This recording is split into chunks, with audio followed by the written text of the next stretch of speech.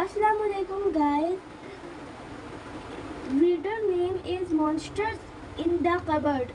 Written by John Doherty. Illustrated by Dave Williams.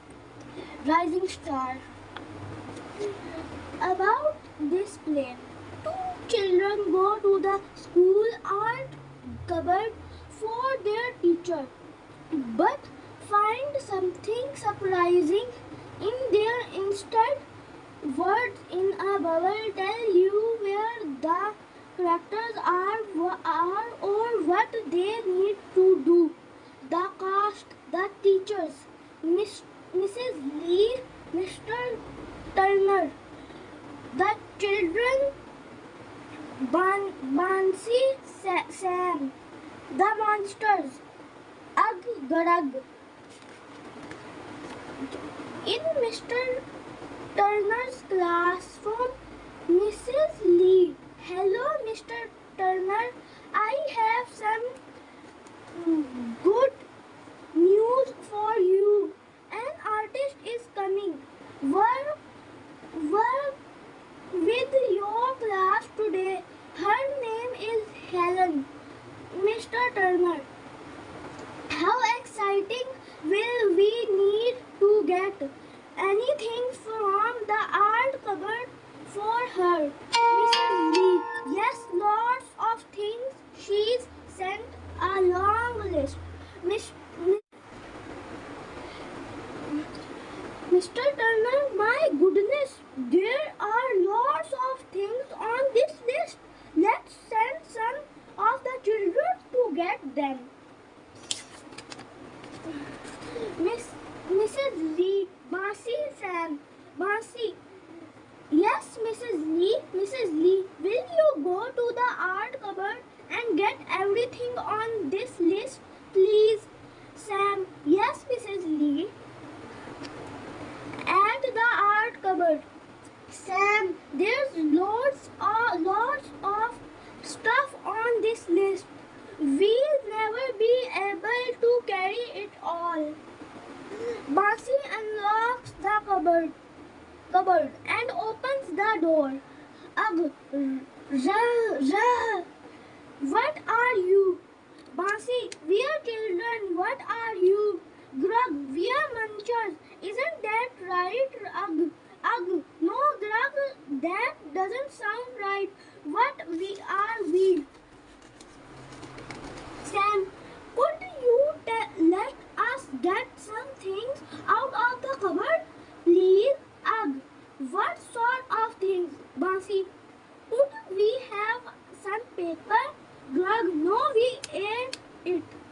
Bansi, that what did you do that for? Grug, because we were hungry. Ugh, and because we're munchers. Grug, we're not munchers, we're something else. I'm sure we'll remember what we are in a minute.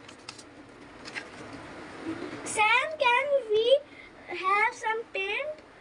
Grug, no, we ate that too. Ugh, it was very tasty. Bansi, what about the glue and the glitter? Ugh, oh, that glue was lovely. Grug, but the glitter tickled my throat. Sam, so you've eaten all the paper, all the paint, all the glue, and all the glitter. Ugh, yes. Bansi, and all the clay too. Grug, oh no, we haven't eaten all the clay. Ugh, there's this one lump left. We were saving it for later. Bansi slams the door. Sam, how are we going to tell Mr. Turner that everything on the list has been eaten by munchers?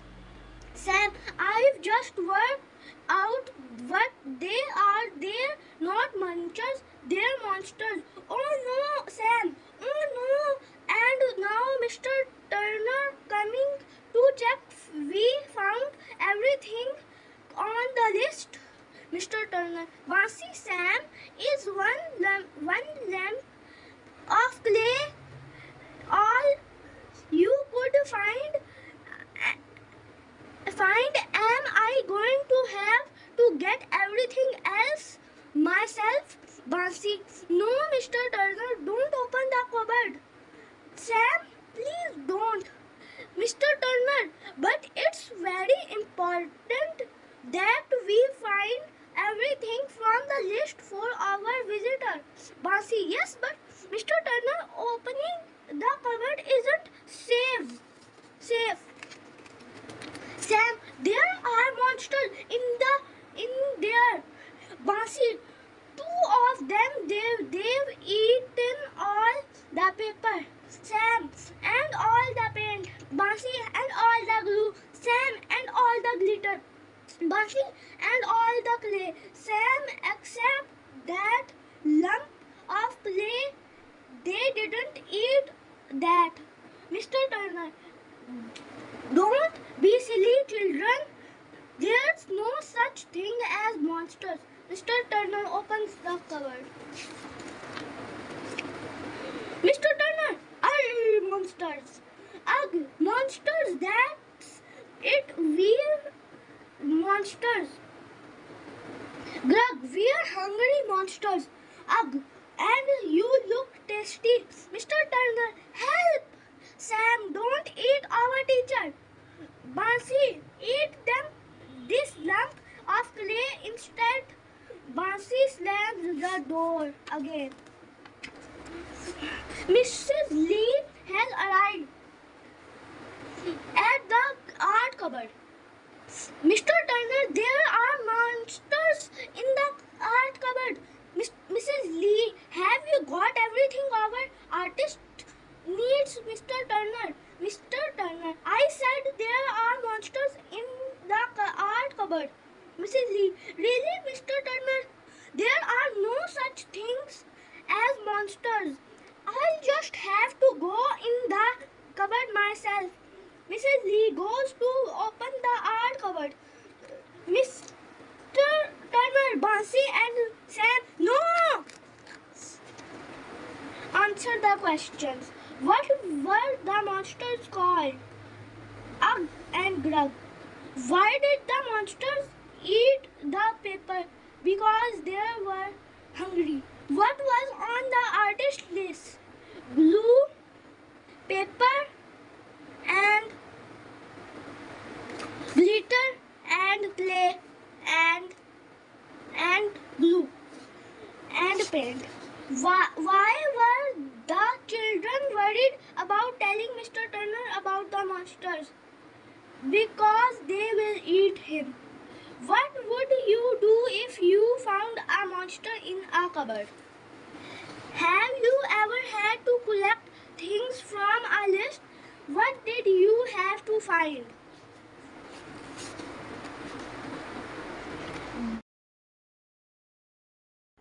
Assalamu alaikum guys. This reader name is Chef Stefan. It was Saturday afternoon and Stefan knocked on his friend's doors. My mom says you can all come for tea tonight. I'm going to cook, he told them. Thanks. Stefan and his mom went out to get in the ingredients. I wonder what he's going to cook for us, said Rav. I hope it's something yummy, said Tess. At 5 o'clock, Rav, Tess, Finn and Asha knocked on Stefan's door. What are you cooking for tea? Chef Stefan asked Finn. It's a surprise, said Stefan. Come in. What's your favorite food? Asked Stefan. I love bananas, said Finn. Chocolate's my favorite, laughed Tess. I love scripts, Asha smiled. Stefan disappeared into the kitchen as the friends sat down. Maybe he's going to make us a cake, said Asha, glancing towards the kitchen. After a while, Stefan came out of the kitchen wiping his hands on his apron. Do you all like tomatoes? He asked. The friends nodded. What about cheese? Yes. Stefan vanished again. Soon the smell of cooking wafted out of the kitchen door. Is that bread? Asked Ralph, sniffing the air. Is he making cheese and tomato sandwiches? Whispered Finn. I don't think so, said Tess. I can't smell something else cooking. What is it? They all took a deep breath. Asha frowned and shrugged. I'm not sure, she said. A little while later, Stefan appeared again with a gleam in his eye. Let's lay the table, he cried, and began bustling about with knives and forks. Stefan's sister Helena came in and sniffed. Has Stefan been cooking? She whispered. Rav nodded, and Helena groaned. I hope I don't have to eat it, she said. Your pizzas are ready, called Stefan from the kitchen. Finn's face lit up. Yum, I love pizza, he said. Phew, I thought we were getting something really strange, whispered Asha. Stefan rushed out of the kitchen. Asha's and Rav's extra special pizzas are here, he cried, putting 2 plates on the table. Finn and Tess, these are yours, said his mum. The friends stared at their pizzas in confusion. Something wrong, murmured Rav. Stefan took off his chef's hat and bowed. I wanted to give you your favorite food, he said. I put fudge on Rav's pizza and Tess's has melted chocolate buttons. Finn, you've got chopped banana, and I crumbled crisps on Asha's. Stefan explained, pointing at the pizzas. What's on your pizza? Asked Tess as Stefan's mum brought another plate to the table. Oh, mine's just cheese and tomato, said Stefan. I don't like anything else. The friends stared in astonishment. Asha and Tess started to giggle. I think I would have preferred cheese and tomato too, Finn whispered to Rav. Dig in, said Stefan. Rav held a slice of his pizza and sniffed it. Then he took a huge bite and his eyes widened. It's really nice, he cried. Asha nibbled hers and smiled. Soon all the pizzas had vanished. Yum, sighed Finn, wiping his mouth.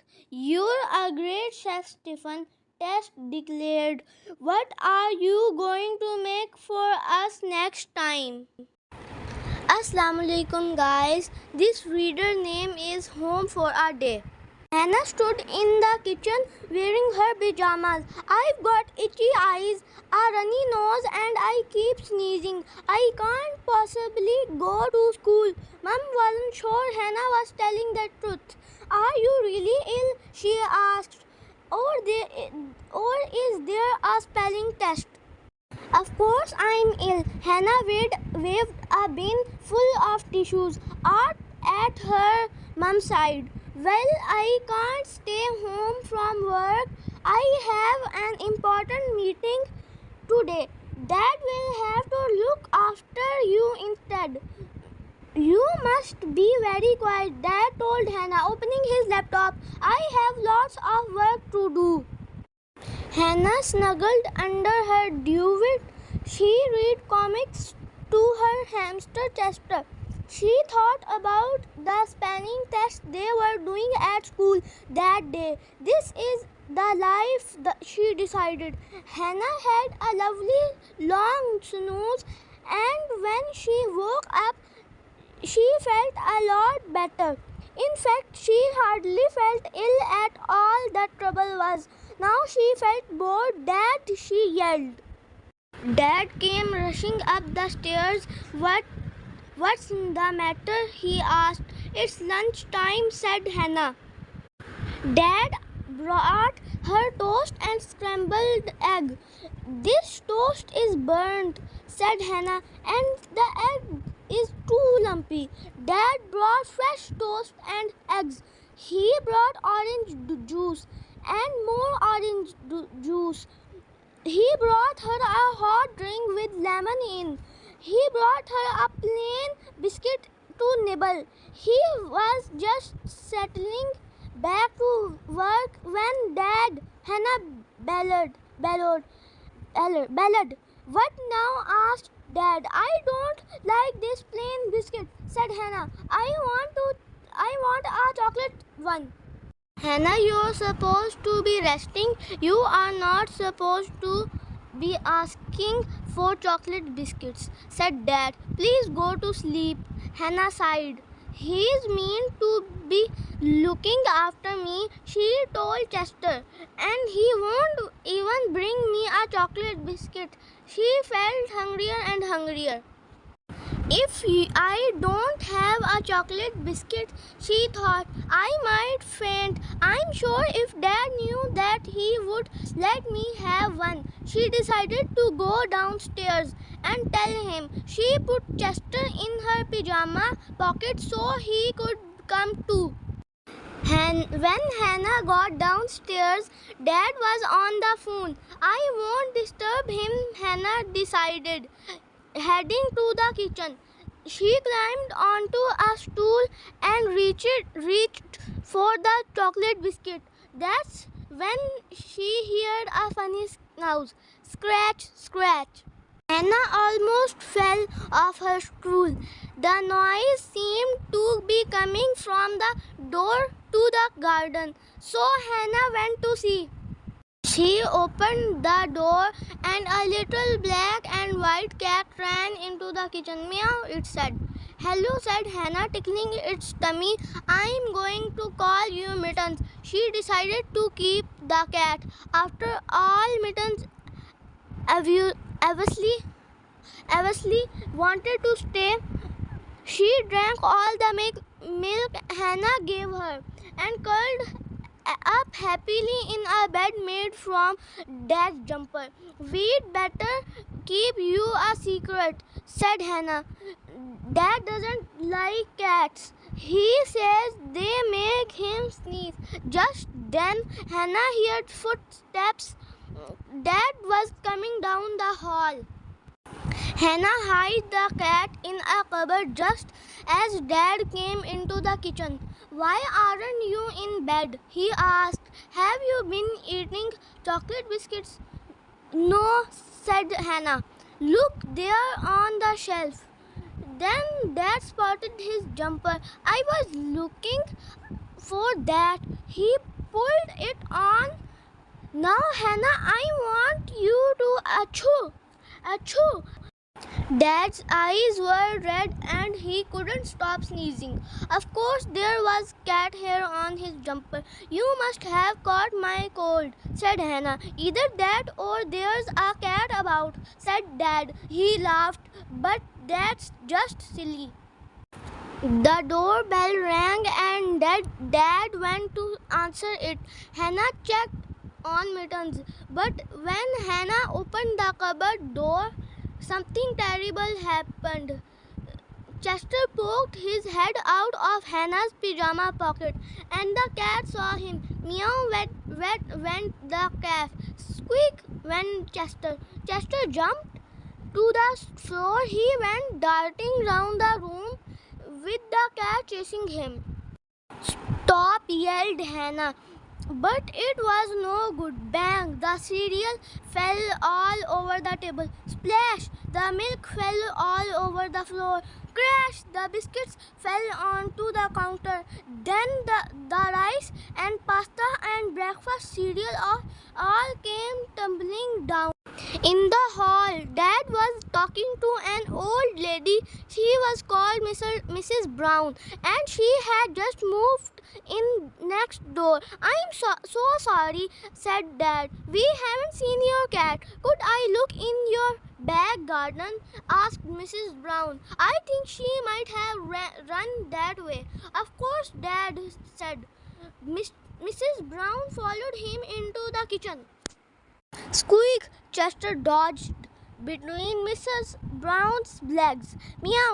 The cat tried to follow. Tibbles!" cried Mrs. Brown.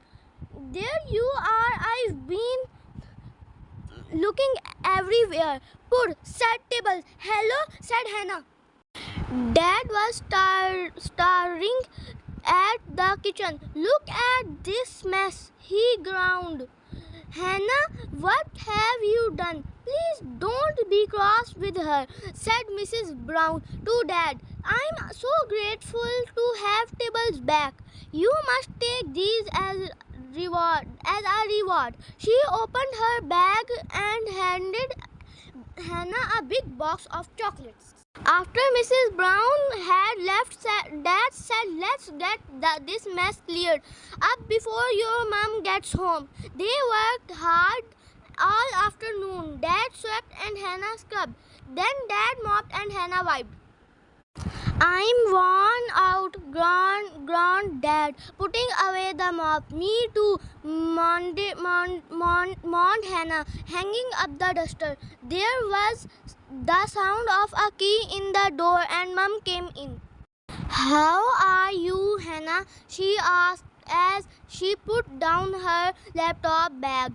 "Are you better, or do you need another restful day at home?" Hannah thought about chasing the cat. She thought about knocking over all that food. She thought about cleaning the kitchen from top to bottom. Actually, she said, "What I need is a restful day at school."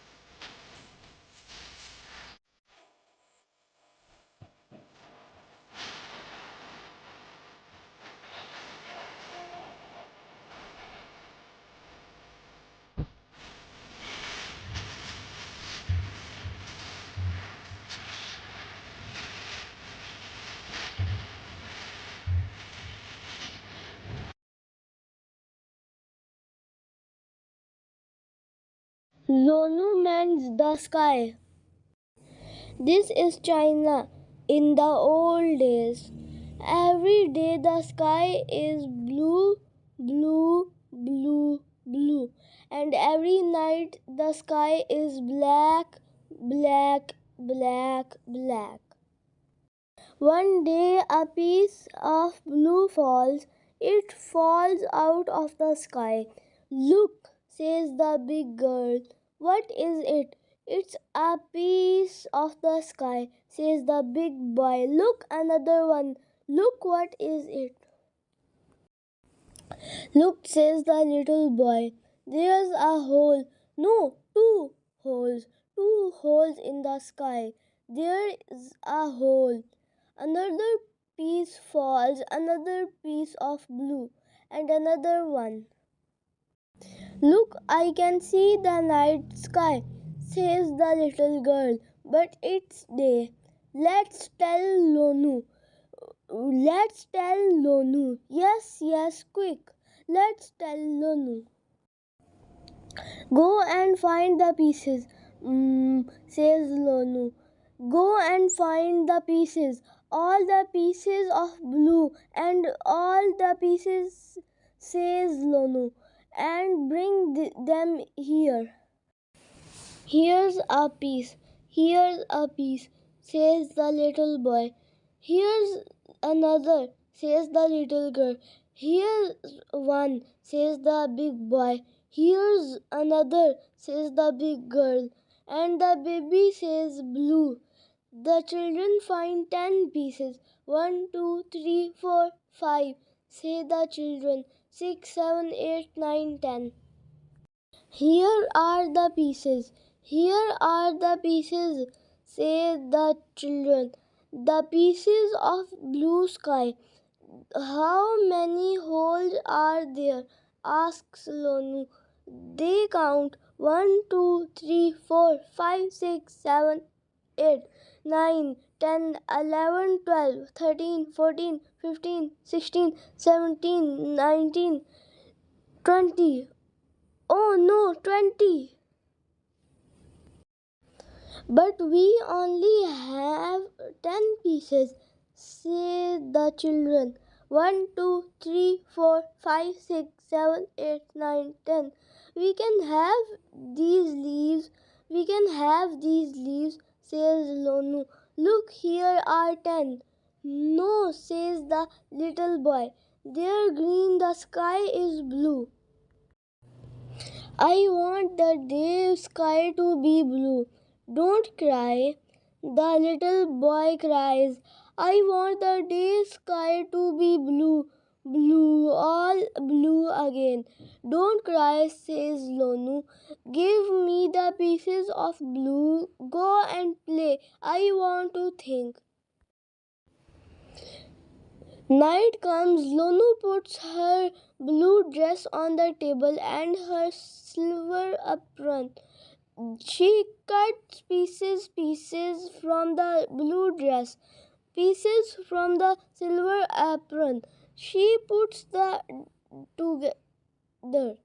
She puts them together. Now I have 20 pieces. Good, says Loni. Now I have 20 pieces to mend the sky. Lonu counts the holes. 1, 2, 3, 4, 5, 6, 7, 8, 9, 10, 11, 12, 13, 14, 15, 16, 17, 18, 19, 20. Lonu has all the pieces and she has a spoon. Now she goes up the tree, the tall tree. Up she goes, up, up, up. I'm up in the sky, she says. It's time to mend the sky. Lonu puts a piece on the spoon, then the piece flies. It flies across the sky and flap. It goes in a hole. Yes, says Lonu. Now another one. Flip flap. Yes, now to get another one. Flap. She does it again. Flip a piece of blue flies. It flies across the sky. Then flap, it goes in a hole. Yes, says Lonu. It's in. Now it's time for another one. All night Lonu mends the sky. Flip flap, flip flap, flip flap. Days comes, the sky is blue again. Blue, blue, blue. The sky is blue. Go and play. Come back later. The sky is blue, say the children. All blue again. Thank you, Lonu. Lonu smiles. Go and play, she says. Come back later. Have supper with me. That night the children come. They have supper with Lonu, and now she says, it's time for you to go home. The path is very bright. It is dark, but the path is bright. The path is very bright tonight, say the children. Why is it bright, Lonu? Look up, says Lonu. What are they, Lonu? Ask the children. I call them stars, says Lonu. And the big one is the moon. Stars, says the children.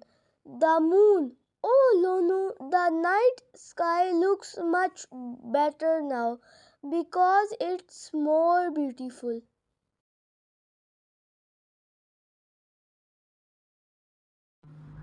Go green. Bear Country was a beautiful place to live. It had green rolling hills and wide river valleys. It had cool shady woods and bright sunny fields.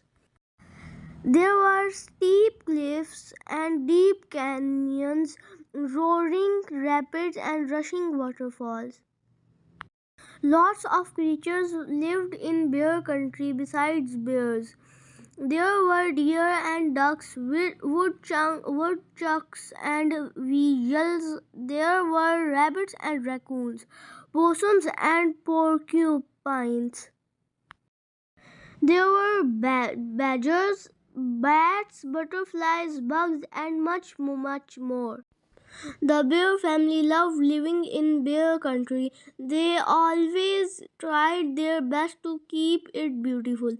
Most of the other creatures who lived there tried their best too. But no matter how hard you try, sometimes you run into problems. And that's just what happened. One fine morning, the bear family decided to go fishing. Let's go down to the creek where Grizzly Gramps keeps his boat, said Papa. We can pack a lunch and have a picnic as we fish. Terrific.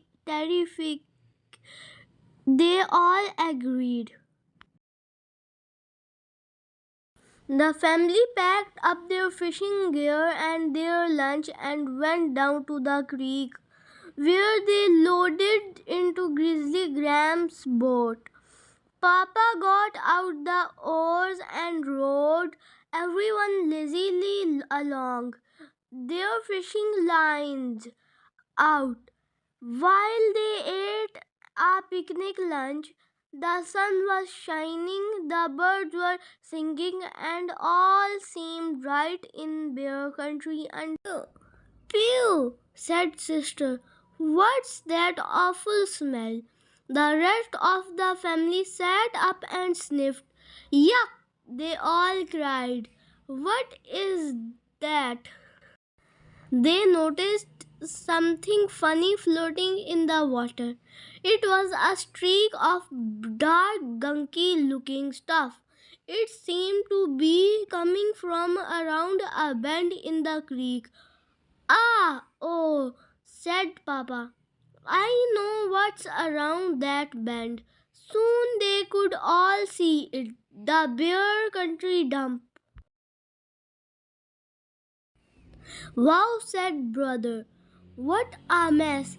It was indeed a mess. There were wrecked cars, old mattresses, busted TV sets, broken washing machines, and piles of trash and garbage. But the worst mess was the bunch of leaky old oil drums that someone had dumped right on the edge of the creek. Gooey, smelly black oil was leaking into the water. This is a disgrace, said Mama. She hated to see her beloved bear country treated this way. Mama had even been the mayor of bear country for a time. This has got to be cleaned up. She said, we will go to the town meeting and complain. Yes, said brother. Go, Mama, said sister. Go, said Honey. At the next town meeting, the bear family and many other bears filled the town hall. Mayor Honeypot was on the stage. He rapped on the desk with a gavel. Ahem, he said. The meeting is called to order. There any new business? Mama stood up to speak, but another bear jumped up before her. Mr. Mayor, he said, I am Mr. Greenwood, and I have come to complain about the disgraceful state of the bear country dump. Mama sat down to listen. A few days later, it seemed like most of bear country was down at the dump. Everyone pitched in to clean up the trash and junk. Much of it would be mixed with earth so that trees could grow on it. They hauled away the oil drums and put them in a safer spot far from the creek. As the bear family headed for home, sister was thoughtful. You know, she said, it's good to clean up the dump, but there's lots more we can do to make bear country clean and green. We can do things right at home. We've been learning about it in school. Like what? Asked Papa. Well, began sister. We can recycle and compost. We can stop wasting water and energy at home, added brother. And put in Mama. We can carpool with the other families going to school or shopping so we won't waste gas. But Papa had the best going green idea of all. He rigged up a windmill on top of his workshop to power some of his tools. I think wind power is the best kind of energy there is, he explained. It's clean. It's there any windy day you want it, and best of all, he added, it's obvious. It's absolutely totally free. We, said Honey, holding up a pinwheel to catch the wind.